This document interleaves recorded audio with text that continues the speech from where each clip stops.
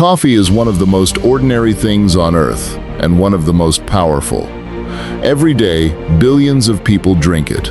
But behind that simple cup is a history of farmers, merchants, empires, plantations, slavery, colonialism, industry, and global trade. A small bean that once grew wild in the mountains of East Africa would travel across oceans and become valuable enough to shape cities, economies, and the way millions of people work. The story of coffee is not really just the story of a drink. It is the story of how a simple plant became a source of energy, money, and power. Long before coffee shops, espresso machines, and instant coffee, coffee grew wild in Ethiopia. People in the region knew the plant and its fruit long before coffee became the dark drink we know today. Over time, people discovered that the seeds inside the fruit could be processed, roasted, and brewed into something very different. From a wild plant, coffee became a drink. From a drink, it became a social habit. And from a habit, it became a global industry. The change became especially important in Yemen, where coffee was grown and prepared as a drink on a much larger scale. Yemen's position along the Red Sea helped coffee reach new markets, while coffee houses became places where people met, talked, traded, and shared news. Coffee had one simple advantage: it could help people stay awake. That small effect would become incredibly valuable. As demand grew, coffee spread beyond Arabia. European merchants discovered the drink, and powerful nations soon realized something important. Whoever could grow coffee could control part of a growing global market.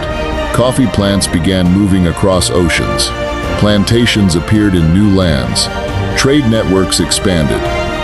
And behind every cup was a much bigger story, one involving wealth, power, empire, workers, and human ambition. The journey of coffee was only beginning. The plant was leaving its homeland, and the world was about to change with it. High in the mountains of Ethiopia, coffee began as something far more ordinary than the global industry we know today. The coffee plant grew naturally in the cool, high forests of the region, where rich soil, regular rain, and mountain air created good conditions for it to thrive. People living there knew the plant and its red fruits long before coffee became a worldwide drink. But exactly how the first people discovered coffee is unclear. Stories about a goat herder discovering its effects are famous, but there is no strong evidence that the story actually happened. What we do know is that coffee's journey from wild plant to prepared drink took place over many years. The next major step happened across the Red Sea in Yemen. By the 15th century, people in Yemen were growing coffee and preparing it as a drink. The seeds were roasted, ground, and mixed with hot water. This was a major change.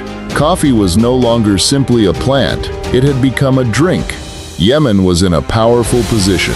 It sat beside the Red Sea, close to important trade routes connecting Arabia, Africa, and Asia. From there, coffee could travel to new cities and new customers. Then something even more important happened. Coffee houses began appearing in the Middle East. They became places where people could meet, talk, listen to news, discuss business, and spend hours together. Coffee was different from many other drinks. It did not simply satisfy hunger or thirst. It helped people stay awake. That simple effect gave coffee a special power. A drink that could keep people alert for longer could become useful in trade, study, travel, work, and social life. But this created a new problem. If coffee was becoming so valuable, why didn't everyone simply grow the plant themselves? The answer would lead coffee far beyond Yemen and into a struggle for control of one of the world's most wanted crops. The answer to that question begins with a simple problem. Coffee could not grow just anywhere. The plant needed the right mix of warm temperatures, rain, altitude, and soil. That meant the growing regions were limited. Yet more and more people wanted the drink. Across the Middle East, coffee became part of daily life. Coffee houses spread through cities and became places where people could meet, talk, and exchange ideas. But these were not quiet places. People discussed business. Merchants shared news. Scholars argued over ideas. Political stories traveled from one table to another. Coffee helped keep people awake and alert, making these long conversations easier to continue. As coffee became more popular, its value grew, and Yemen understood exactly what it had. For centuries, Yemen became one of the most important centers of coffee growing and trade. Coffee from the port of Mocha became especially famous, giving the world the name connected with the drink today. But Yemen did not want just anyone growing its valuable crop. Coffee seeds were carefully controlled. Why? Because a living coffee seed could become a coffee plant, and a coffee plant could become a new source of coffee. If another country learned how to grow coffee successfully, Yemen could lose its control over the trade. So coffee became more than a drink. It became something worth protecting. But controlling a plant is much harder than controlling gold. Seeds can be carried, plants can be moved, and eventually, coffee began to escape. Travelers and merchants carried coffee plants and seeds beyond Arabia. European traders encountered coffee and quickly developed a taste for it. At first, coffee was still something strange and foreign to many Europeans. But that would not last. Europe had growing cities, busy trading networks, powerful merchants, and nations looking for valuable goods. Coffee was exactly the kind of product they wanted. The plant that had grown wild in East Africa, then found a new life in Yemen, was now moving toward Europe and beyond. And once European powers realized they could grow coffee in other parts of the world, everything changed. They no longer had to depend on Yemen. They could build their own plantations. They could control their own supply, and they could sell coffee to millions of new customers. The secret was escaping. Coffee was leaving the world that had protected it for centuries. Soon, empires would carry the plant across oceans, and coffee would stop being a regional drink. It would become a global commodity and a source of enormous wealth. The secret was out. Coffee had escaped Arabia, and Europe was ready for it. By the 17th century, coffee was spreading through European cities. At first, it was a strange new drink, but it quickly became part of a new kind of city life. Coffee houses began appearing in places such as London, Paris, and Amsterdam. They were more than places to drink coffee. They were places where information moved. Merchants met to discuss business. Writers shared ideas. Scientists debated new discoveries. Politicians argued about events. News traveled from one table to another. In a world without television, the internet, or instant messages, this mattered. A coffee house could become a meeting point for people who wanted to know what was happening and what might happen next. Coffee helped create a new social habit. People could sit together, stay awake, talk for hours, and exchange ideas. But while Europe was discovering the social power of coffee, its rulers were thinking about something much bigger: money. European merchants were buying coffee from producers in Arabia, but there was a problem. Why depend on someone else when you could grow the crop yourself? The answer would change coffee forever. The Dutch were among the first European powers to successfully move coffee into their overseas colonies. Coffee plants were taken to Java, an island in present-day Indonesia, where they were grown on a large scale. This was a turning point. Coffee was no longer tied to the lands where it had first been grown and developed. European empires could now grow it far from Europe and ship it back to their markets. And they did not stop with Java. Coffee plantations spread into other tropical regions controlled by European powers. The plant moved across oceans. But this time, it was not simply moving because people wanted a new drink. It was moving because empires wanted wealth. Land was taken. Plantations expanded. Trade routes grew. Ports became busier. And the coffee trade became connected to the growing power of European colonial empires. The small plant that had begun in the forests of East Africa was now part of a worldwide system. Coffee was no longer just spreading. empire was carrying it. And that empire would soon discover an uncomfortable truth. The more coffee the world wanted, the more people and land were needed to produce it.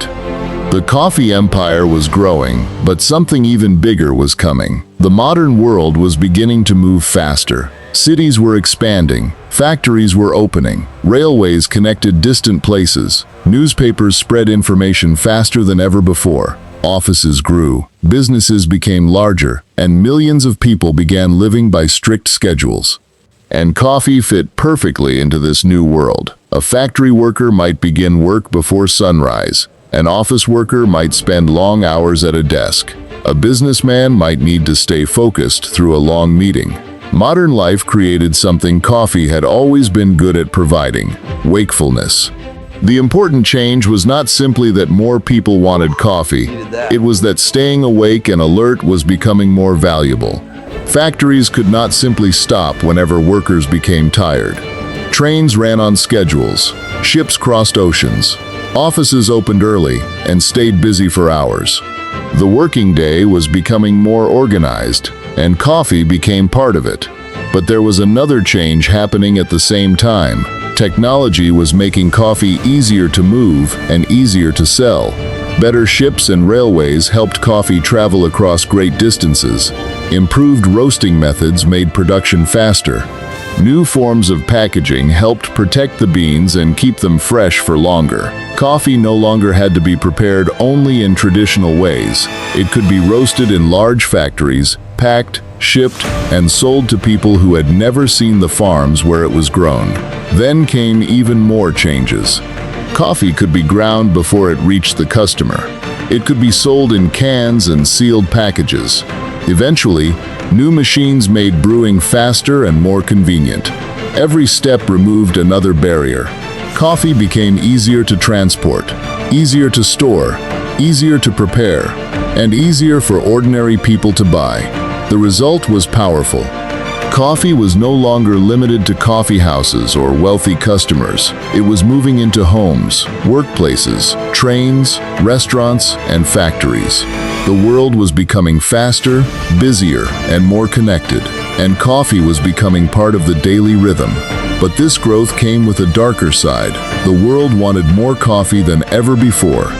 That meant more land, more workers, more plantations, and more pressure on the people who produced the crop. The cup was becoming cheaper and easier to enjoy. But somewhere far away, someone still had to grow every bean. And as the coffee boom reached its peak, the true cost of that morning cup would become impossible to ignore. The world wanted more coffee, and behind that growing demand was a hard truth. Every bean had to be grown, picked, sorted, and carried by people. As coffee became a major global business, plantations spread across Latin America, the Caribbean, Africa, and Asia. Governments and powerful landowners began changing entire regions to produce crops for export. Land that once supported local communities was turned into plantations, roads were built, railways crossed the countryside. Ports became busy with ships carrying coffee to distant markets. Cities grew around this trade, and enormous fortunes were made. But the wealth did not reach everyone equally. Coffee farming was hard work. Workers planted and cared for the coffee trees, then picked the ripe cherries, often by hand. In many places and periods, this system became connected to slavery, forced labor, land loss, and very poor working conditions. The details changed from one country to another, but the pattern was often similar. Those who controlled the land, trade, and money could gain enormous wealth. Those who did the hardest work often had far less power. This was one of the darkest parts of the coffee boom. A simple cup could connect two completely different worlds. In one world, coffee meant business, comfort, wealth, and growing cities. In another, it meant long days of difficult work and little control over the rewards. The cup looked simple, the supply chain was not. By the time coffee reached a customer, it had passed through many hands. A farmer grew it. Workers harvested it, traders bought it, ships carried it, factories processed it, merchants sold it, And someone, somewhere, made money at every step. But the person growing the crop did not always receive a fair share of the final price. That contradiction became one of the central stories of coffee history. Coffee helped build roads, railways, ports, businesses, and cities. It created jobs and connected countries through trade. But the same industry could also bring exploitation and suffering. The drink that gave millions of people energy was built through the labor of millions of others. And that created a question the coffee industry could never completely escape.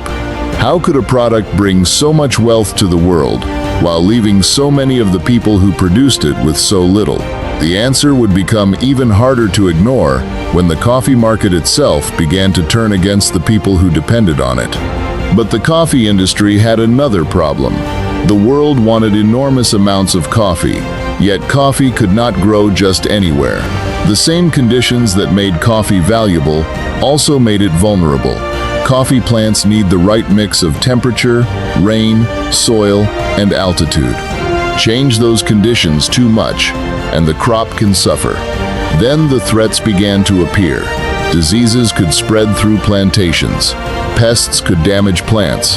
Drought could destroy crops. Too much rain could cause its own problems. And in some growing regions, sudden cold or frost could wipe out coffee trees. For farmers, this could mean disaster. There was another danger that was harder to control: the price of coffee. Coffee prices could rise when supplies were low, making farmers more money. But when production increased, prices could fall sharply.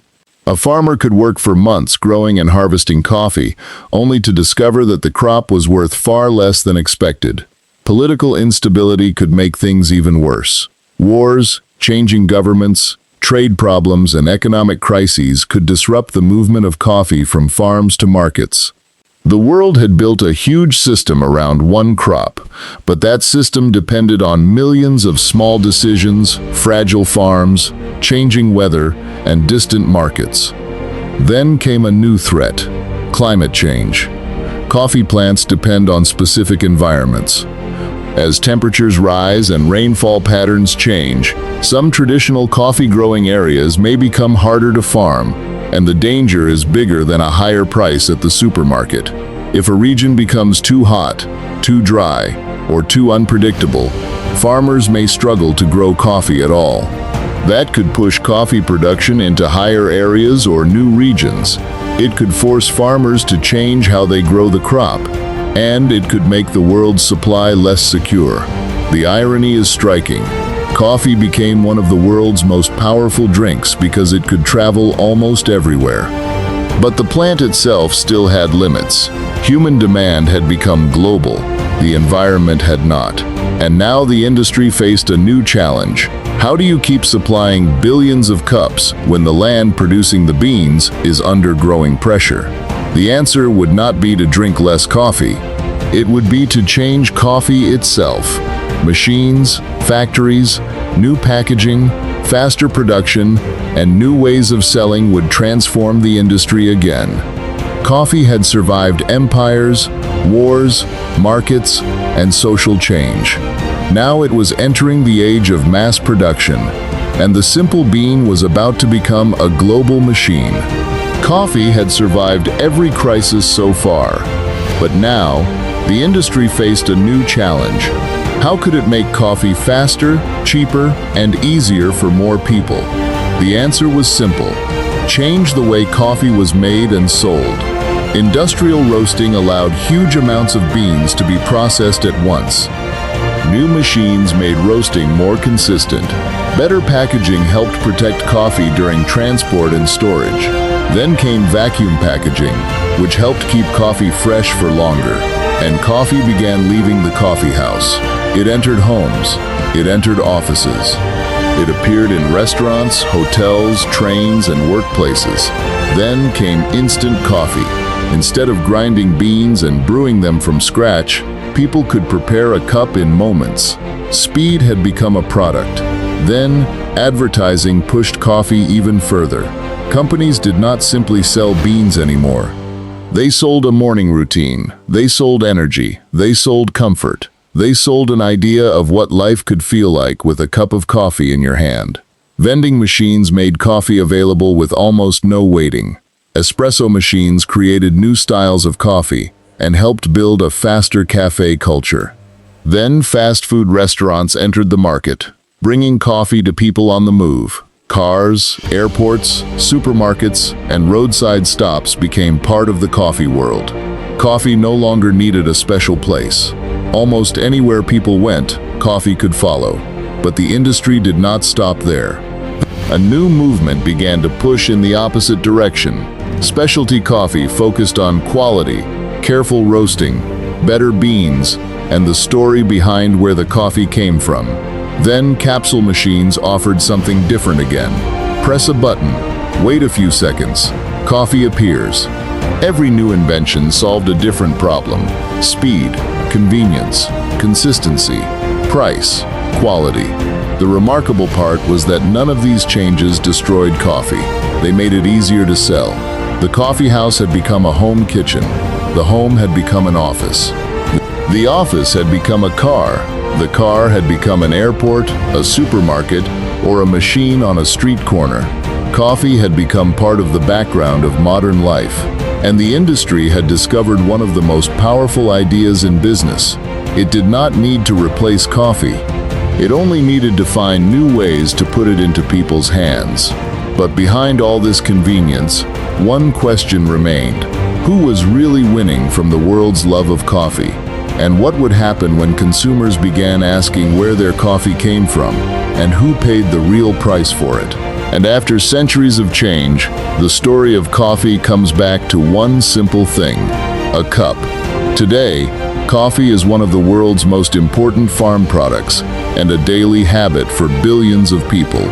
It is sold in small shops, huge chains, supermarkets, offices, airports, and homes. But the story is not finished. The modern coffee industry sits at the center of some of the biggest forces shaping our world. Technology changes how coffee is grown, roasted, packaged, and prepared. Global trade moves beans across oceans. Climate change threatens the land where coffee grows. Workers still do the difficult job of producing it. Companies turn coffee into brands worth billions, and consumers decide which products survive. Think about what happens before you take that first sip. On a small farm in a tropical country, a farmer grows the coffee plant. Workers pick the ripe fruit. A trader buys the beans and moves them toward another country. A roaster changes the raw beans into the coffee we recognize. A company gives the product a name and a brand. A machine turns it into a drink. And then, thousands of miles away, someone drinks it in minutes. One cup can connect people, farms, ships, factories, businesses, and entire countries. That is why coffee is more than a drink. Its history is almost a small picture of globalization itself. A plant from East Africa became a drink in Arabia. That drink crossed into Europe. Empires carried the plant across oceans. Factories changed how it was produced. Modern companies turned it into a global business. And today, coffee continues to connect the world. But there is something even more interesting. Coffee shows us that powerful forces do not always look powerful. Sometimes they sit quietly on a kitchen table. Sometimes they are inside a supermarket. Sometimes they are something we use every morning without thinking twice. So if something as ordinary as coffee could reshape economies, empires, cities, and the way people work, what other everyday object in your home is quietly changing the world? That may be the real lesson of coffee. History is not only made by kings, armies, and presidents. Sometimes, it begins with something small enough to fit inside your hand. If you enjoyed this journey through the hidden history of coffee, subscribe for more stories about the ordinary things that built the modern world. And tell me in the comments, how many cups of coffee do you think the world drinks every day?